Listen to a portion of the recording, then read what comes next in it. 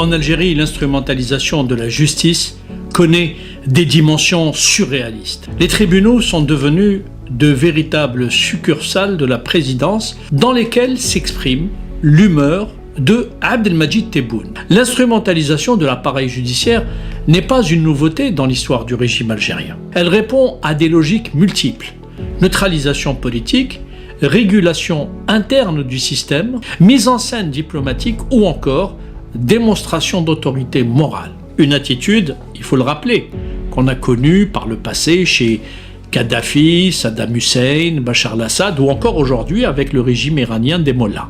Au lieu de défier le monde entier, Tebboune devrait tout simplement commencer par lutter contre les pénuries, par exemple, que connaît le marché algérien, y compris en cette période de Ramadan. La ménagère algérienne, aujourd'hui, a du mal à trouver le sel, par exemple. Tout simplement. C'est cela l'Algérie de Tebboune. Le personnage suit en vérité des lubies, c'est-à-dire des caprices ou des idées extravagantes. Tiens, hier, il annonçait vouloir créer des salles de spectacle. Pas la peine, je dirais, le spectacle qu'il est en train d'offrir au monde suffit pour l'instant. Et d'ailleurs, avant les salles de spectacle, du sel, s'il vous plaît, Yassi Tebboune. En Algérie, l'instrumentalisation de la justice connaît des dimensions surréalistes. Les tribunaux sont devenus de véritables succursales de la présidence dans lesquelles s'exprime l'humeur de Abdelmadjid Tebboune. Des juges aux ordres et sans honneur broient des familles entières à tour de bras pour faire plaisir au maître du moment. J'ai discuté avec plusieurs victimes de la justice de Tebboune, ou plutôt de l'injustice de Tebboune. Vous comprendrez aisément que je ne peux pas les citer pour ne pas aggraver leur situation déjà catastrophique. Je ne vais donc pas vous donner de nom. En revanche, je vais vous expliquer comment fonctionnent désormais les tribunaux algériens. Depuis 2019, l'Algérie vit une séquence politique paradoxale. C'est le moins que l'on puisse dire. Le Hirak avait fait naître l'espoir d'une refondation institutionnelle, d'un état de droit rénové et d'une justice indépendante. Pourtant, plus de 6 ans après l'arrivée de Abdelmadjid Tebboune à la présidence, c'est une dynamique inverse qui s'est consolidée. Une justice mobilisée comme levier politique, économique et personnel.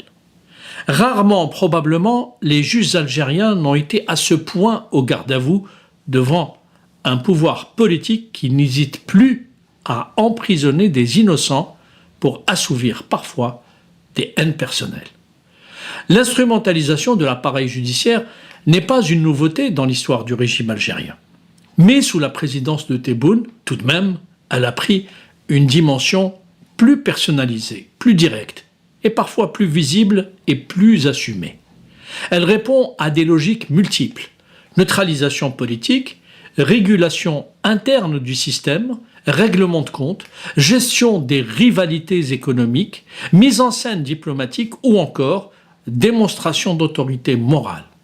Nous allons donc examiner ces différentes catégories. Il faut que vous compreniez comment fonctionne désormais la justice algérienne et comment elle donne le droit. Il y a, premièrement, les procès politiques, pour neutraliser l'espace public évidemment. Depuis la fin de la séquence du Hirak, des dizaines d'activistes, journalistes, universitaires et militants ont été poursuivis sur la base d'incriminations extensives.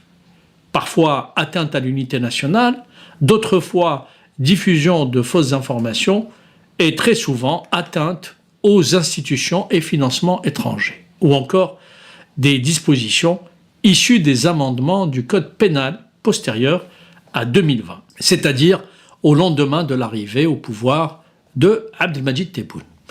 Lorsque on examine les différentes affaires, et sans être juriste, l'on s'aperçoit que ces procédures présentent plusieurs caractéristiques constantes. D'abord des dossiers vides, des qualifications pénales larges et imprécises, un recours systématique à la détention provisoire, alors que dans les États de droit, les États qui se respectent, la détention préventive n'est pas la règle, mais une exception qui doit être motivée par des raisons valables. Il y a aussi une instrumentalisation du calendrier judiciaire, un usage dissuasif du droit pénal contre toute parole dissidente. Il ne s'agit pas seulement de punir, il s'agit de produire un effet d'exemplarité. La justice devient ainsi un outil de discipline collective. Le résultat est efficace, il faut le reconnaître, puisque tous les Algériens, sans exception, vivent aujourd'hui dans la peur, ils sont terrorisés et ils craignent de s'exprimer, de manifester, de contester. Ils préfèrent regarder ailleurs, comme c'est souvent le cas dans toutes les dictatures, pour ne pas s'attirer de problèmes. Le citoyen algérien n'a aucun droit sous le régime de Tebboune. Il faut en être conscient. Tebboune a ainsi laminé la société civile et mis aux ordres aussi les médias. Et il a en somme castré toutes les oppositions. En deux, il y a les règlements de compte personnels. Il s'agit là d'une évolution plus préoccupante, assez, je dirais, inédite. Elle réside dans l'utilisation de l'appareil judiciaire pour régler des différends personnels ou de vieux contentieux. Tebboune et sa famille ont mis l'institution judiciaire à leur service quasi exclusif. Ils ont parfois déterré de vieux différends pour emprisonner ceux qui, à leurs yeux, ont été ou sont leurs adversaires, voire leurs détracteurs. Des figures autrefois proches du pouvoir, voire de l'actuel autocrate, ont été brutalement poursuivis après des ruptures politiques ou relationnelles. Dans plusieurs dossiers, la temporalité des procédures interroge. Des faits anciens deviennent soudainement prioritaires après une prise de distance ou une divergence. Dans ce schéma, la justice cesse d'être seulement un instrument politique pour devenir un instrument personnel. La frontière entre l'État et le chef de l'État tend alors à se brouiller. Et au diable le respect de la procédure. Qu'il y ait prescription, qu'il y ait absence de preuve, le mis en cause ira tout de même en prison, car le Dieu du moment l'a décidé. Et de ce point de vue, les décisions prononcées par des juges en audience solennelle sont prises dans le bureau de Tebboune et transmises au magistrat généralement par le biais de son directeur de cabinet, autrefois conseiller juridique, je parle de Boualem, sinon exceptionnellement par d'autres conseillers qui agissent parfois et interviennent auprès des juges à la demande de l'autocrate. Troisièmement, les procès pour afficher une hostilité diplomatique, notamment envers la France, nous l'avons vu. Certaines affaires ont été fortement médiatisées dans des contextes de tensions franco-algériennes. La justice devient alors un outil de signal politique extérieur. Ce fut le cas notamment dans l'affaire Boualem Sansal. Et c'est toujours le cas s'agissant du dossier du journaliste français Christophe Glaise, retenu en otage par le régime algérien sous couvert d'une procédure judiciaire. Oui, je parle d'otage. Là, le régime de Tebboune agit comme le pouvoir russe ou encore comme le régime iranien. Il met les formes pour donner l'impression qu'il agit conformément à ses textes, pour essayer d'être en accord avec le droit international, et il tente en coulisses de négocier pour obtenir une contrepartie. Dans ce cas de Christophe Glaise, je le précise car il est médiatisé et connu.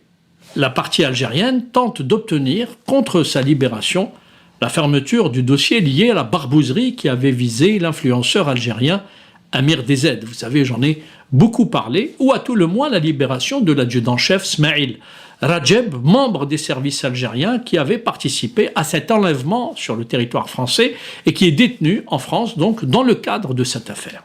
C'est pour dire que lorsque j'affirme que Glaise est otage de la dictature algérienne, n'y voyez là aucun excès de langage de ma part, c'est malheureusement la triste réalité.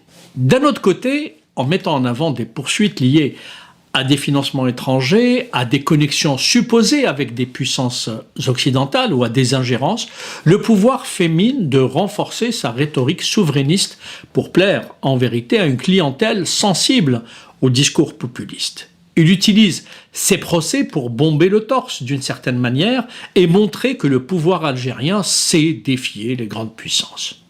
Une attitude, il faut le rappeler, qu'on a connue par le passé chez Kadhafi, Saddam Hussein, Bachar al-Assad ou encore aujourd'hui avec le régime iranien des Mollahs.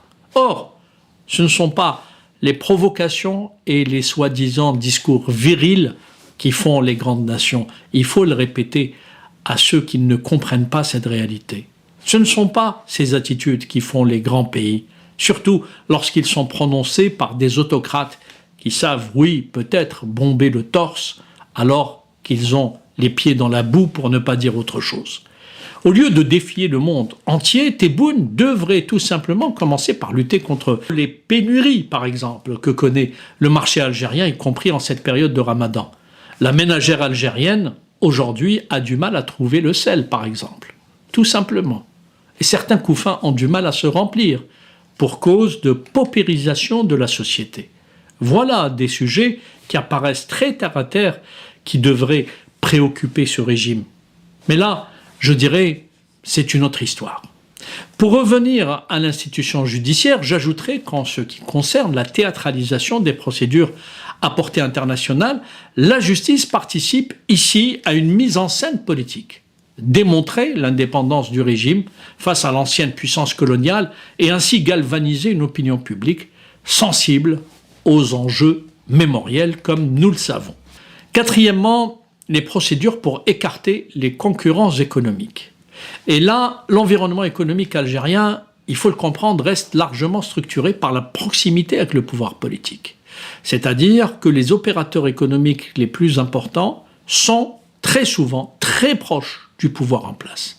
Dans ce contexte, l'ouverture de dossiers judiciaires peut avoir pour effet, volontaire ou non, de redistribuer des positions économiques stratégiques. Des hommes d'affaires ont été poursuivis, par exemple, après des repositionnements dans certains secteurs sensibles. Si la lutte contre la corruption est nécessaire et légitime, bien sûr, la sélectivité perçue des poursuites alimente le soupçon d'une justice utilisée pour réorganiser le champ économique au profit de cercles jugés plus sûrs ou encore plus loyaux à Tebboune. Prenons 2 ou 3 exemples concrets. Nous connaissons la proximité anormale, oui anormale, qui existe entre la famille Tebboune et certains opérateurs économiques turcs. Je vous invite par exemple à aller observer de plus près certains dossiers judiciaires qui harcèlent tout simplement des personnes qui ont le malheur d'être sur des secteurs d'activité préemptés par les amis turcs de la famille Tebboune. Et je parle bien de la famille Tebboune. Voyez par exemple Mohamed Tebboune, le fils de qui vous savez. Il est associé à des affaires d'importation de maïs par exemple, ou encore d'engraissement de bétail. Eh bien, certains dossiers ont permis de poursuivre des hommes d'affaires qui étaient dans le même secteur d'activité et ainsi de clôturer leur entreprise et de saisir leurs biens, laissant la voie libre à Mohamed Tebboune pour que lui et ses associés puissent s'adonner tranquillement à leurs activités et ainsi gagner un maximum d'argent. C'est parfois aussi simple que ça. Après, il s'étonne de voir répéter depuis plus d'1 an que nous sommes face à un régime de voyous. Ce sont là des pratiques mafieuses qui doivent être portées à la connaissance de l'opinion publique, à la fois algérienne et internationale, mais aussi qui doivent être portées à l'attention des institutions internationales pour que d'aucuns comprennent comment fonctionne aujourd'hui l'Algérie et sa justice. Cinquièmement, les procédures visant ceux qui auraient résisté à des logiques d'extorsion. Dans certains milieux économiques circule l'idée qu'un refus de s'inscrire dans des circuits informels de redistribution ou d'allégeance peut exposer à des représailles judiciaires. Dans ce cadre, la justice devient un outil de coercition indirecte. Elle rappelle les coûts d'une insubordination économique. Même sans preuve publique systématique, la perception de ce risque suffit à produire un effet disciplinant. Je vais vous raconter une histoire. Là aussi, je ne vais pas citer les noms, pour les raisons que j'ai déjà évoquées. J'ai eu l'occasion de rencontrer des personnes qui étaient pour certaines proches de Tebboune. Ces gens sont poursuivis aujourd'hui parce que l'autocrate algérien, en 2019 d'abord, en 2024 ensuite, les a sollicités pour qu'elles participent au financement de ces campagnes électorales. Il leur a littéralement demandé, voire exigé, des sommes astronomiques. Ceux qui ont refusé de payer sont des gens qui ont aujourd'hui des problèmes. Ces personnes sont aujourd'hui poursuivies, leurs biens sont souvent saisis parce qu'elles ont refusé de passer à la caisse. Ça peut paraître totalement incroyable, totalement fou pour un public occidental. Pourtant, c'est cela l'Algérie de Tebboune. Le pays est dirigé par un individu qui tente régulièrement de racketter des personnes fortunées. Et, semble-t-il, cette pratique n'est pas nouvelle chez lui. Sixièmement, les procès contre d'anciens amis, d'anciens alliés ou collaborateurs. Plusieurs anciens responsables ayant exercé au plus haut niveau, parfois y compris au sein de la présidence algérienne, ont été poursuivis après avoir quitté leurs fonctions ou pris leur distance. D'autres savent qu'ils ont une épée de Damoclès sur la tête. Plusieurs d'entre ces derniers refusent parfois de quitter leurs fonctions, même lorsqu'ils ne cautionnent plus la politique de Tebboune. C'est un peu comme du temps de l'Union soviétique sous Staline. Démissionner ou aspirer à prendre sa retraite était perçu comme une remise en question de la politique du parti. Là, on ne peut pas parler de la même chose étant donné que Tebboune n'a aucune architecture politique ou colonne vertébrale idéologique. Le personnage suit en vérité des lubies, c'est-à-dire des caprices ou des idées extravagantes, sans aucune cohérence, selon son humeur du jour le plus souvent. Tiens, hier, il annonçait vouloir créer des salles de spectacle. Pas la peine, je dirais, le spectacle qu'il est en train d'offrir au monde suffit pour l'instant. Et d'ailleurs, avant les salles de spectacle, du sel, s'il vous plaît, et assez Tebboune. Toujours est-il que dans l'esprit de ce dictateur, le message doit être clair. La loyauté doit être continue et absolue jusqu'à la dévotion. La rupture n'est pas neutre, ni la mise à distance. Elle peut devenir pénalement risquée. Cette dynamique renforce la présidentialisation extrême du système. Elle transforme l'appareil judiciaire en mécanisme de gestion des colères d'un autocrate qui poursuit tranquillement sa petite dérive. Septièmement, enfin, il y a la répression des voix critiques. Au-delà des cas spectaculaires, c'est la banalisation des poursuites qui frappe. Chroniqueurs, universitaires, journalistes, responsables administratifs, administrateurs de pages numériques et j'en oublie. Le droit pénal devient ainsi un outil de gestion de l'opinion. L'objectif n'est pas nécessairement de condamner lourdement, mais d'épuiser, d'intimider, de fragiliser financièrement et bien sûr moralement. Il s'agit d'émasculer. Le résultat escompté est le suivant. Le régime de Tebboune veut transformer chaque citoyen algérien en masse amorphe, sans aspiration et sans énergie. On vous demande à vous, Algériens, de manger ce que vous avez sous la main, d'applaudir les discours de Tebboune et de vos équipes de football, d'aller vous confiner dans cette bigoterie religieuse qui amène l'Algérie vers l'infantilisation, les superstitions et le complotisme. L'idée étant de poursuivre une vieille politique d'abrutissement des masses et de dévitalisation de toute la société. L'instrumentalisation n'est pas toujours explicite, elle peut être indirecte, structurelle, intégrée aux mécanismes institutionnels.